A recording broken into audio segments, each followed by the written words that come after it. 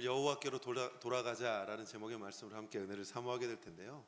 제가 거의 1년 만에 공식적인 설교단에 서게 됩니다. 그래서 저도 지금 나름 긴장을 하고 있거든요.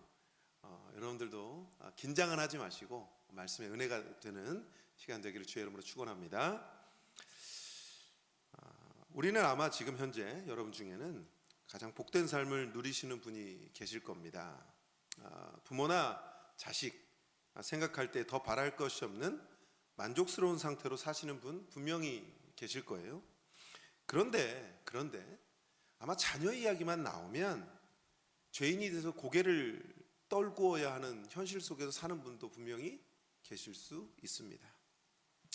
무엇이 어디서부터 잘못되었는지도 모르겠고, 또 이것을 어떻게 고쳐야 되는지도 모르겠고, 또 고칠 수 없을 것 같아서 이미 희망의 끈을 놓아버린 분도 계실 수 있겠습니다. 누가복음 15장의 탕자를 기억하십니까? 하나님이 말씀하시는 회복이라는 것은 다른 회복이 아니에요. 원상태로의 회복, 아니 그 이상의, 훨씬 그 이상의 회복을 말하고 있습니다. 저는 오늘 여러분들에게 어디서부터 잘못됐는지는 모르겠지만 하나님은 회복하신다, 하나님은 살리신다, 하나님은 돌이키신다 라는 말씀으로 함께 은혜를 사모하겠습니다. 성경에 보면 자식 농사 못한 믿음의 선진들이 너무 많아요. 여러분이 잘 알고 계시는 다윗 어떻습니까? 그런 사람 중에, 아마 자식에게 험한 꼴 당한 사람 중에 한 사람일 겁니다. 또 자식 농사 못 지어서 불행한 가정을 만든 장본인 중에 대명사는 사무엘상의 엘리 제사장일 겁니다. 엘리 제사장은 확실히 자녀를 교육하는 데 있어서 하나님의 명령을 그냥 들은둥만둥 해버린 사람이죠. 그 가정 어떻습니까? 심히 비참하게 되어버립니다. 사무엘상 2장 12절 말씀에는 그는 제사장이에요. 그런데 이렇게 되어 있어요. 엘리의 아들들은 행실이 나빠 여호와를 알지 못하더라. 대제사장은 당시의 종교 지도자, 아니 그들의 지도자였습니다. 종교 지도자가 뭐 하는 사람? 하나님께서 세우신 대제사장의 아들이 여호와를 알지 못하였다? 뭘 어떻게 하면 여호와를 알지 못하게 되는가? 아니 이게 궁금해질 정도로 이상하다는 생각이 들 수 있어요. 그러나 이상하다는 생각이 들지만 또 놀랄 일도 아니죠. 왜냐하면 지금 현실을 한번 보세요. 정치, 경제, 아니 종교 지도자들 얼마나 많이 타락되었을까요? 17절엔 이렇게 기록되어져 있습니다. 함께 읽어볼까요? 이 소년들의 죄가 여호와 앞에 심히 크면 그들이 여호와의 제사를 멸시함이었더라. 여러분 여기에 보면 여호와를 알지 못하였다 이렇게 끝나는 게 아니라 여호와의 제사를 여호와를 멸시한다는 거죠. 하나님을 팍팍 무시한다는 뜻이에요. 물론 하나님을 모르니까 하나님을 멸시할 수도 있겠지만 제사장 가문은 세습이에요. 그러면 계속해서 이어지는 가업이잖아요. 아버지가 제사장, 할아버지가 제사장, 그럼 나도 제사장이에요. 이런 걸 들으면 어디 가서 그냥 사고 치고 오는 게 낫겠다 싶을 수도 있어요. 여호와를 알지 못한다? 여호와를 이렇게 무시하고 멸시했다? 그거보다는 좀 낫지 않을까요? 어떤 책을 보니 엘리 제사장을 자녀들의 교육을 외면한 회피성 인격 장애라고 이야기하더라고요. 한마디로 그냥 내버려 두는 거죠. 뭘 해야 되는지 모르든지 아니면 자녀를 대하는 게 두려운 거죠. 자녀가 부담스러운 겁니다. 그러니 마땅히 가르칠 것을 가르치지 않아서 두 아들이 폐륜적 제사장이 되는 거예요. 사무엘상 2장 31절의 결과인데요. 함께 읽어볼까요? 시작. 보라, 내가 내 팔과 내 조상의 집 팔을 끊어 내 집에 노인이 하나도 없게 하는 날이 이를지라. 무서운 결과잖아요. 다시 말하면 모두 다 젊어서 죽는다는 겁니다. 가정의 복이 뭘까요? 아이부터 영아부터 노인까지 함께하는 게 복입니다. 성경적인 복은요, 가정이 핵가족이 아니라 대가족이에요. 영아부터 노인까지 함께하는 건데 한 세대만 있는 게 복일까요? 모든 세대가 공존할 수 있어야 온전한 가정 아니겠습니까? 결국 어떻습니까? 전쟁터에 법궤를 들고 나갔다가 죽어요. 그 소식을 듣자 아버지 엘리는 의자에서 떨어져서 목이 부러져서 죽습니다. 종의 가정에도 이런 일이 발생합니다. 제가 이런 말씀을 드리는 거 여러분들에게 겁주려고 그런 게 아니라 우리의 한계를 말하는 겁니다. 그래서 잘못할 수 있다는 거예요. 그것을 지적하라고 그러는 것이 아니라 잘못해서 뭔가 엎질러진 것, 우리는 주워 담을 수가 있다. 원래 상태보다 더 거룩하고 존귀한 방식으로 주워 담을 수 있다는 말씀을 드리려고 지금 이걸 말하는 겁니다. 그럼 엘리는 그렇다 치더라도 그 다음 사무엘은 어땠을까요? 사무엘도 자식 교육에 실패한 것 같습니다. 사무엘을 이어서 두 아들 요엘과 아비야가 사사가 되는데 사람들이 거부해요. 사무엘상 8장 1절부터 3절을 축약하면 이렇습니다. 사무엘이, 제가 드린 거를 띄워주셔야 되는데 8장 1절 3절까지 읽어보죠. 사무엘이 늙음에 그의 아들들을 이스라엘 사사로 삼으니, 같이 읽겠습니다. 장자의 이름은 요엘이요 처자의 이름은 아비야라. 그들이 브엘세바에서 사사가 되니라. 그의 아들들이 자기 아버지 행위를 따르지 아니하고 이익을 따라 뇌물을 받고 판결을 굽게 하느니라. 여러분, 아버지의 소행을 따르지 않고 이익을 따라서 뇌물을 받고 판결을 굽게 한다. 이게 이 말씀의 결론이거든요. 그러니까 사람들이 거부하잖아요. 누구예요? 위대한 사사 사무엘이에요. 그런데 그 아들을 거부합니다. 우리 저 사람 사사 안 할 거예요. 주민 소환합니다. 그리고 어떻게 해요? 완전히 파면시켜 버리는 거죠. 짧은 구절입니다만 아버지 노릇 해본 사람은 여기서 많은 것을 알 수 있어요. 얼마나 사무엘이 마음이 아팠을까요? 평생 이루어 놓은 존귀한 이름을 먹칠하는 거거든요. 근데 마음이 아팠을 거고, 그거보다 더 아픈 게 있잖아요. 뭐예요? 여러분들 자녀들 어때요? 어릴 때 그렇게 똑똑하고 귀엽게 놀아요. 성경 암송 무지하게 잘하던 애들 시편 23편 줄줄줄 외우고 뒷다리가 쏙 앞다리가 쏙 뭐 노래하고 춤추고 눈에 넣어도 안 아플 것 같은 이런 자식들이 컸는데 뭘 어떻게 잘못됐는지 사람들에게 이렇게 천덕꾸러기가 되어버리는 거 아니에요? 사사로 섰다가 잘못된 사람 누가 존경하겠습니까? 사람들의 비난거리, 조롱거리 되는 것 아닐까요? 차라리 사사가 안 됐으면 몰라도 부모가 이런 자식을 생각하고 그 자식들 고개 숙이고 다닐 거 생각하니, 뒤에서 사람들이 조롱할 거 생각하니, 그거 들으면서 아무 말 못하고 집에 들어갈 거 생각하니 사무엘의 속이 어떨까요? 썩어 문드러지겠죠. 사무엘이 뭘 잘못한 거예요? 기드온을 한번 볼까요? 기드온에게 70명의 아들이 있습니다. 그 중에 서자인 아비멜렉이 그 형제를 다 죽여요. 그리고 자신이 왕이 됩니다. 잔인한 짓을 계속하다가 성경은 어떻게 되어 있냐면 사사기 8장에 한 여인이 던진 맷돌에 머리를 맞아 죽어버립니다. 기드온 말년에 이상하게 타락했죠. 재물을 탐하고 자신의 명예를 높입니다. 그렇다고 해서 반드시 자녀들에게 이런 일이 생기는 것도 아니에요. 기드온 역시 어디서부터 잘못됐는지, 뭐가 잘못됐는지 모르는 거죠. 이와 똑같지는 않지만 별로 다를 것 없는 분위기의 가정도 있습니다. 그렇더라도 포기하지 마십시오. 하나님은 부활의 능력으로 역사하시는 분입니다. 맞죠? 죽는 것도 살리시는 분이십니다. 회복할 수 있다는 걸 믿으시길 주의 이름으로 축원합니다. 오늘 8장 말씀을 조금 빠르게 설명을 하면서 이 말씀에 대한 답을 좀 드리겠습니다. 예레미야는 눈물의 선지자이죠. 백성들이 망해가면서도 망하는 것지도 모르는 그 자리에 울고 앉아 원망하고 앉아 있고, 그리고 또 어떤 사람은 그게 인생인 줄 알고 그냥 그렇게 살면 되는 건 줄 알고 사람들을 보면서 안타까운 마음으로 눈물을 흘리는 그 선지자, 바로 예레미야입니다. 그 예레미야가 오늘 8장에 이렇게 얘기하고 있어요. 4절입니다. 함께 읽어보겠습니다. 시작.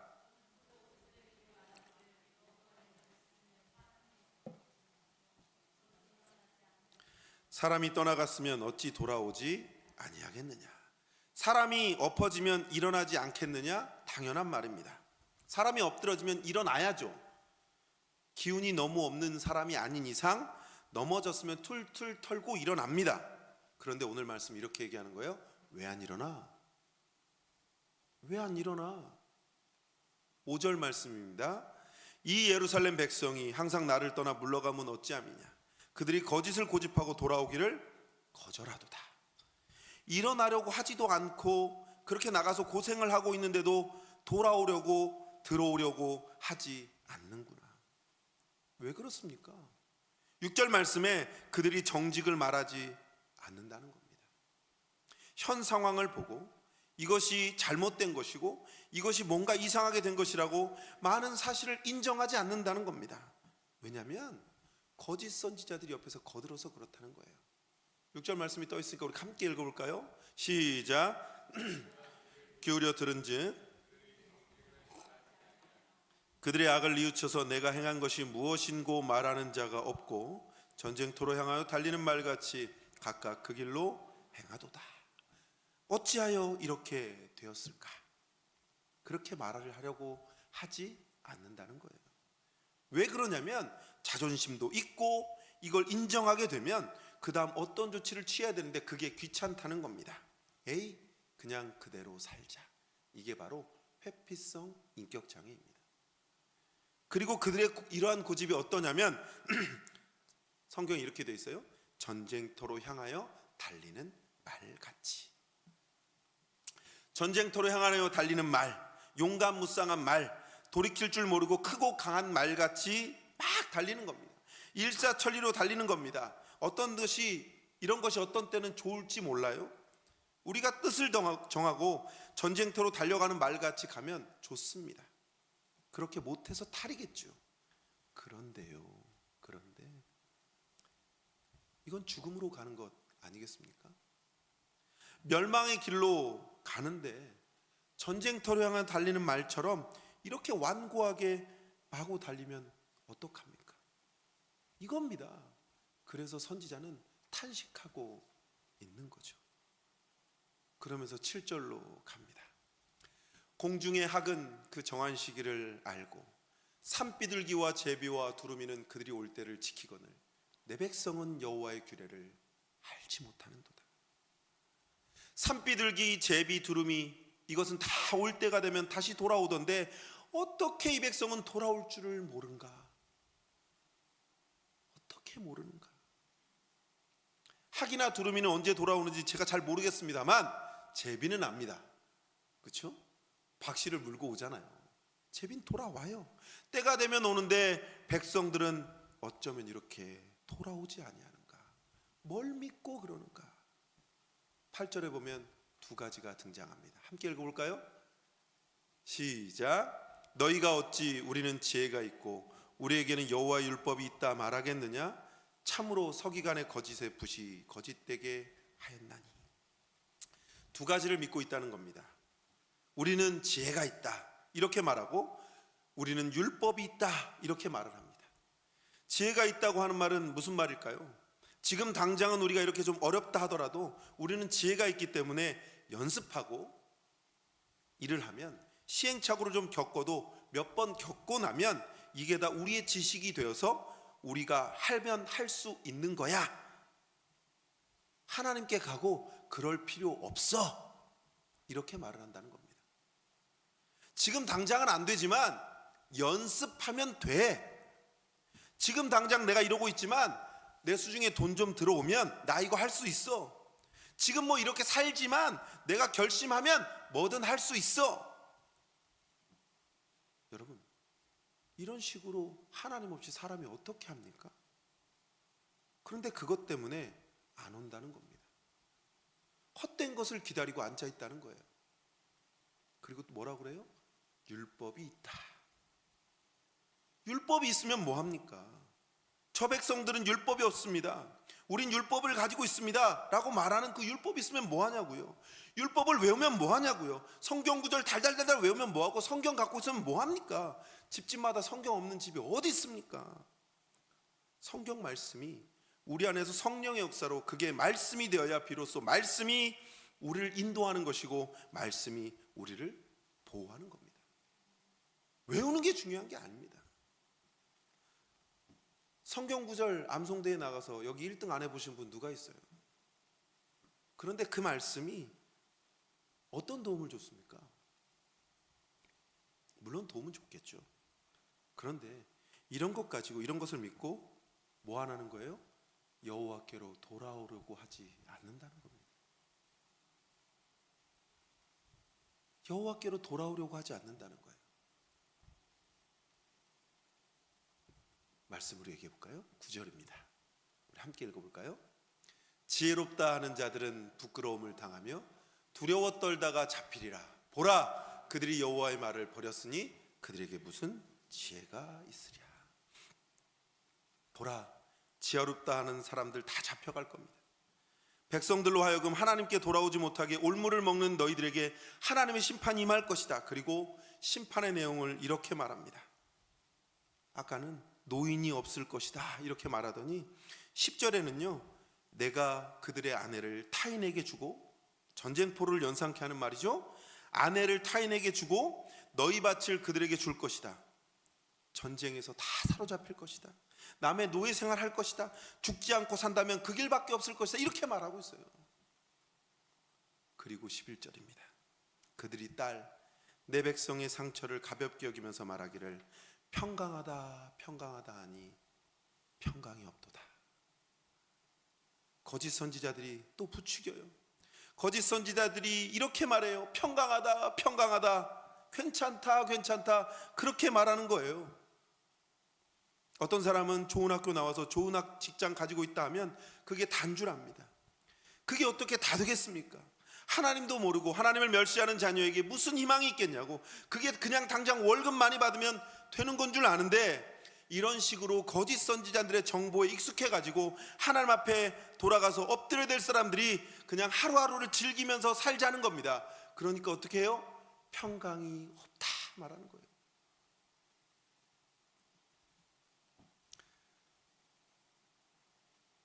고구마 한 2만 개 먹은 것 같아요. 지금 마음이, 제 마음도 이런데 예레미야는 어땠을까요?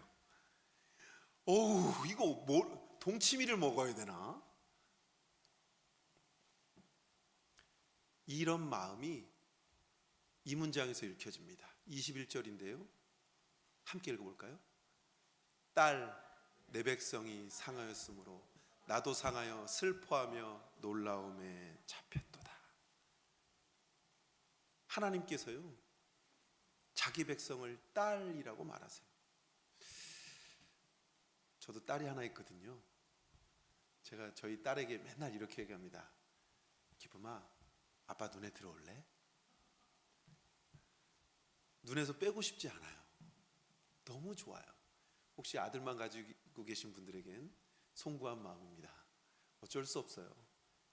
이번 삶을 망하셨어요.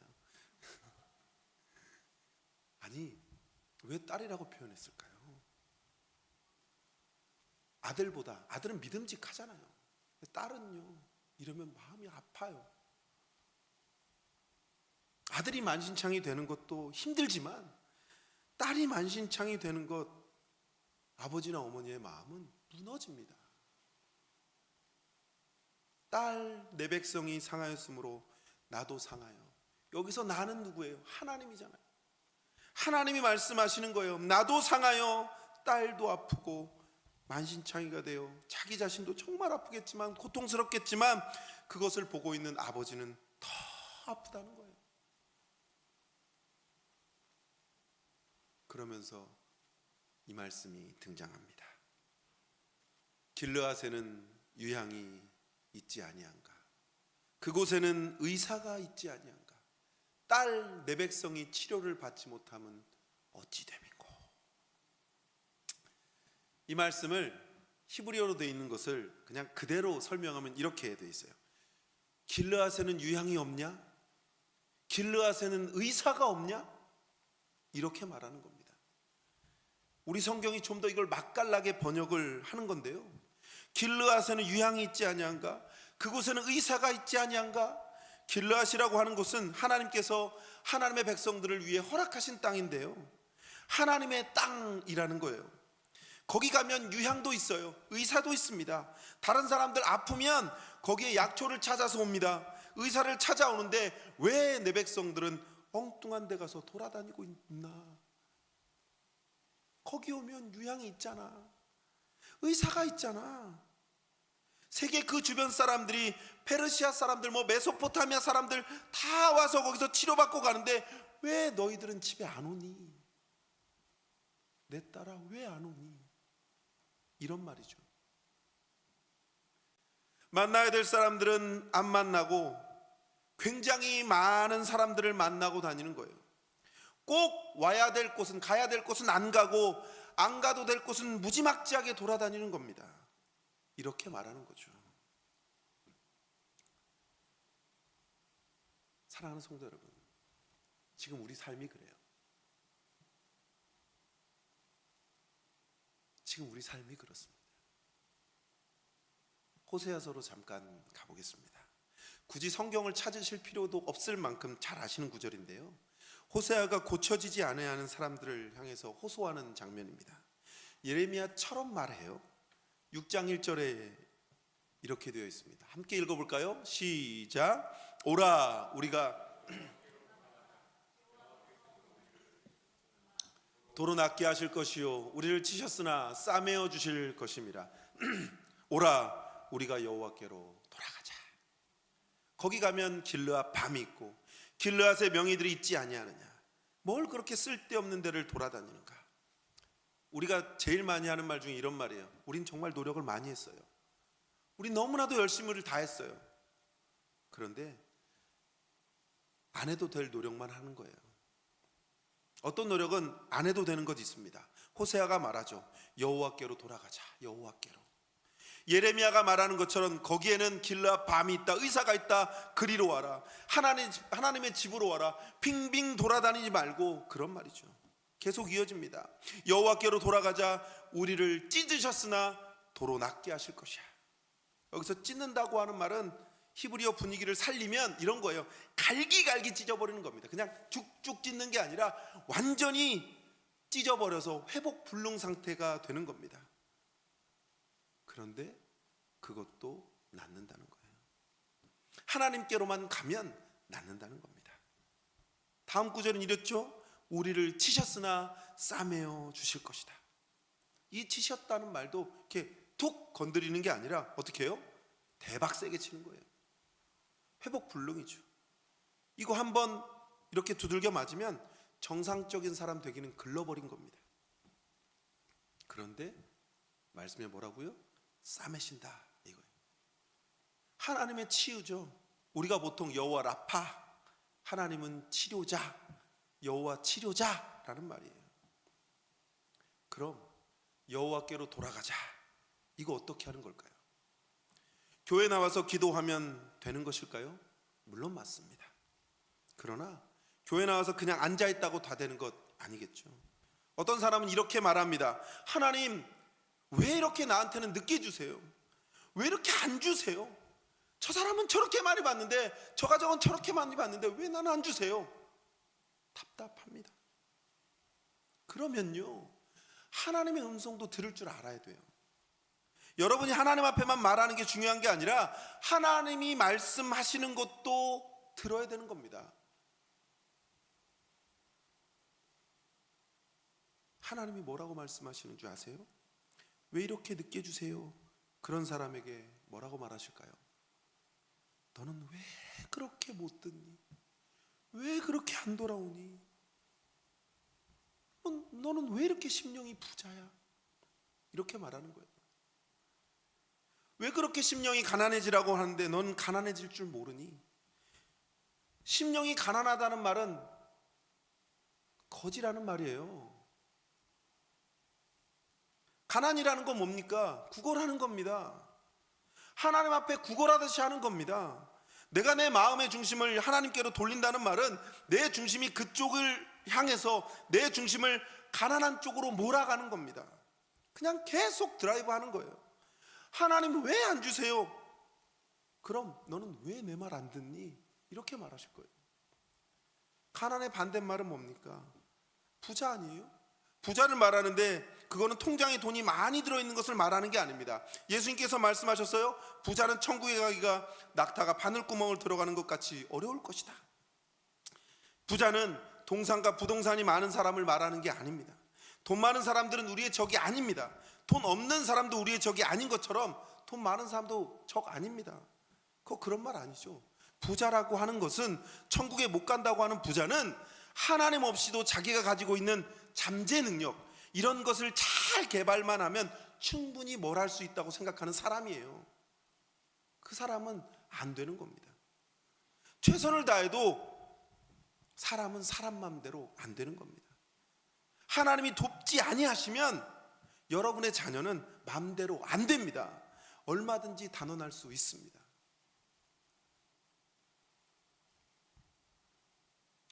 사랑하는 성도 여러분, 밖에 비가 오잖아요. 장마잖아요.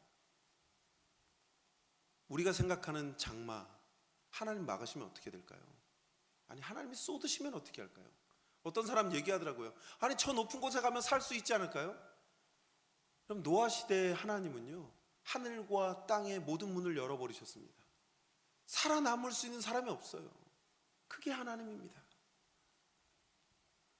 이것을 내가 알고 내가 가지고 있는 능력, 남들은 부러워하지만 어떤 사람은 내가 타의 초정을 부러워하는 뭔가를 알고 있다고 칭찬도 하고 하지만은 사실은 나는 하나님의 은혜가 아니면 아무것도 아니라고 하는 사실을 하나님 앞에 고백하는 자, 거기 가서 거지처럼 이렇게 하는 겁니다. 구걸하듯이 하는 겁니다. 그래서 무릎 꿇는다고 말하는 거죠. 그거보다 더 하라는 것을 해도 해야 되는 겁니다.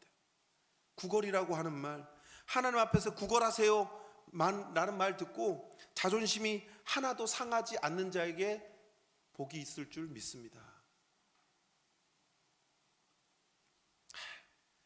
목사님, 아침부터 무슨 표현을 저렇게 해?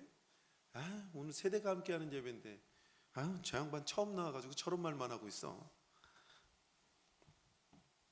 그러면서 약간의 마음에 불편함이 있으신 분은 성령의 충만을 꼭 구하시기를 바랍니다.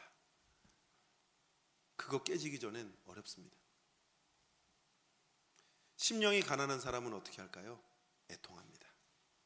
왜냐하면 우리의 삶을 좋게 만들어야 되는 것은 내 안에 없거든요.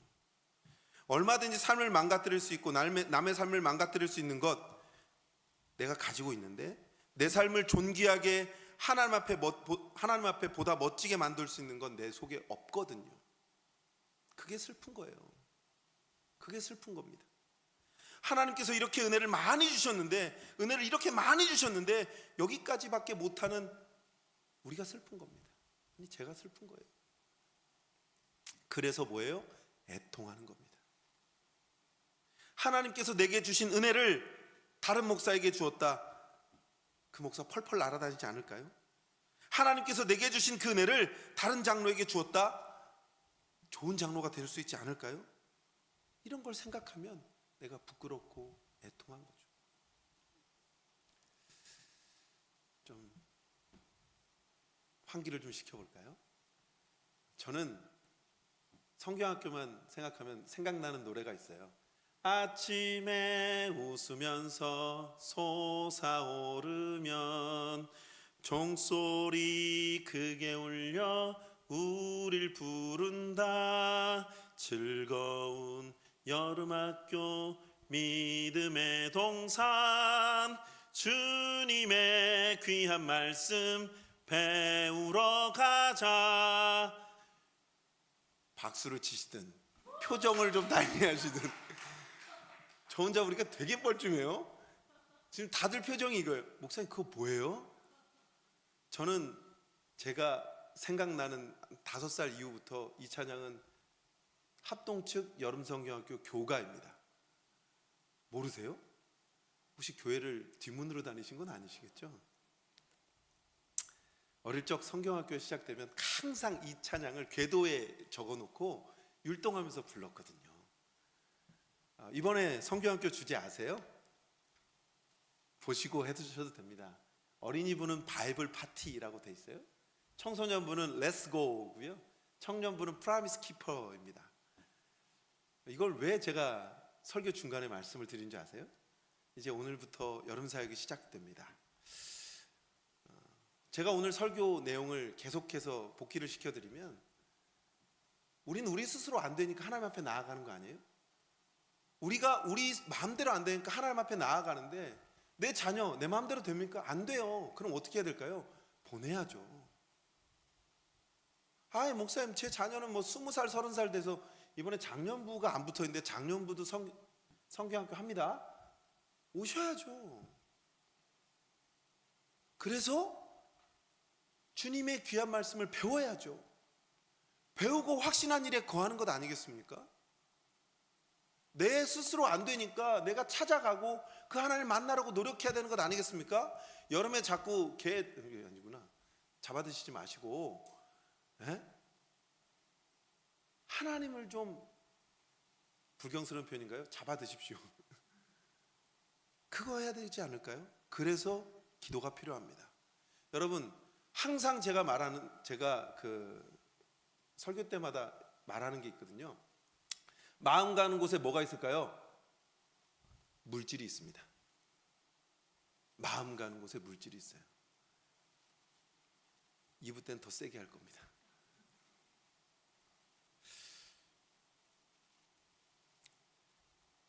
여호와께로 돌아가야 합니다. 그렇죠? 어떻게 할까요? 우리의 마음을 심령이 가난한 쪽으로 몰아가야 된다고 말씀드렸어요. 나를 자꾸 자책하는 겁니다. 나는 왜 이렇게 가난하지 못한가? 이걸 계속 자책하셔야 됩니다. 하나님 아버지 앞에 내 마음을 다 맡기고, 그래서 하나님께서 원하시는 곳으로 가 있어야 하는 겁니다. 하나님 왜 안 주시는 거예요? 라고 말하기 전에 하나님의 음성을 들으셔야 합니다. 너는 왜 그렇게 안 오냐, 내게 내 말만 하지 말고 왜 내 말은 안 듣냐, 그렇게 말씀하실지도 모릅니다. 여러분의 가정은 대부분 다 참 하나님 앞에 너무 감사할 겁니다. 자식들 생각하면 이게 웬 복인가, 웬 은혜인가, 이런 분들도 있습니다. 하지만 그 중에는 참 마음 아프게 살아가는 분들도 있습니다. 그리고 꼭 가정뿐 아니라 우리가 뭔가 잘하려고 했는데 결과가 나쁘게 나타난 것들 생각해 보면 참 뭔가를 많이 잘못해서 많은 걸 잃어버리고 쏟아버리고 이런 것들이 있습니다. 쏟아진 것은 주워 담을 수 없다? 아니요, 이건 세상적인 표현입니다. 쏟아진 것도 담을 수 있습니다. 더 아름다운 그릇에 더 높은 것으로 담을 수가 있습니다. 이게 하나님이에요. 그것이 여호와께로 돌아가는 겁니다. 항상 우리의 중심을 심령이 가난한 쪽으로 몰고 가시길 주의 이름으로 소망합니다. 그것이 여호와께로 돌아가는 겁니다. 그러면 하나님께서 우리에게 주시는 모든 복의 문이 열리기 시작합니다. 우리가 뭘 생각해봐야 뭐가 언제 있어야 되고 뭐가 어떻게 되고 뭐가 필요한지, 그게 어느 때 어떤 방식으로 와야 성공한다고 하는 거 어느 정도는 알겠지만 하나님처럼 깊이 알지 못하는 겁니다. 하나님은 내게 뭐가 필요한지, 그리고 그것이 언제 필요한지, 어떤 방식으로 주어야 되는지를 잘 알고 계시는 전지전능한 분이십니다. 하나님이 나와 함께 하셔서 하나님께서 내 안에서 일을 해주셔야 가장 복된 삶이 이루어진다는 사실을 믿으시길 주의 이름으로 소망합니다. 말씀을 정리하겠습니다. 항상 하나님의 부르심에 귀를 기울이시고, 여러분이 하나님한테 할 말도 많겠지만 하나님께서 하시는 말씀을 들으면서 여러분의 중심을 여호와께로 돌리심으로 하나님의 놀라운 역사, 은혜로운 역사가 여러분들의 모든 것, 혹시 잃어버린 것이 있다면, 그것이 잘못된 것이 있다면, 잘못된 걸 혹시 그냥 물 쓰듯이 쏟아버린 것이 있다면, 이런 것도 다 회복될 수 있는 그 은혜 역사가 여러분들에게 있기를 주님의 이름으로 소망합니다. 그러기 위해선 내가 하나님께로 돌아가는 겁니다. 원망이나 고통이 아니라 하나님 앞에서 애통하는 겁니다. 하나님이 주실 것을 믿고 기다리는 겁니다. 이 뜨거운 여름 더 뜨겁게 만드는 겁니다. 나의 마음을 뜨겁게 만드는 겁니다. 그렇게 하시려면 각 부서에 자녀들을 보내주시고, 내가 어디서 기도해야 할지, 내가 어느 자리로 나아가야 할지, 나의 삶을 그 자리로 인도해 가는 겁니다. 그런 분들에게 하나님은요, 제가 참 잘 쓰는 표현이거든요. 누르고 흔들어 넘치는 복. 전 이런 복 너무 받고 싶거든요. 이런 복이 여러분들의 삶에, 오늘 이 시간 하나님의 전에 나와 말씀을 사모하는 여러분들의 삶에 이번 한 주도 넘치게 되기를 예수님의 이름으로 축원합니다. 우리 이 시간 함께 기도하도록 하겠습니다. 말씀을 생각하시면서 하나님께로 돌아가며 하나님을 찾고 하나님을 소망하는 귀한 은혜가 있을 수 있도록, 또한 우리의 심령을 애통하게 만들 수 있도록 하나님이 그 삶 가운데 역사하시는 은혜가 있을 수 있도록 우리 같이 이 시간 함께 기도하도록 하겠습니다. 사랑과 은혜 아버지 하나님, 주님께서 인도하여 주시고 주님을 아버지 하나님 찾으며 주님을 소망하는 자리로 나아가기에 부족함이 없는 귀한 자들 되어지게 하여 주시옵소서. 여전히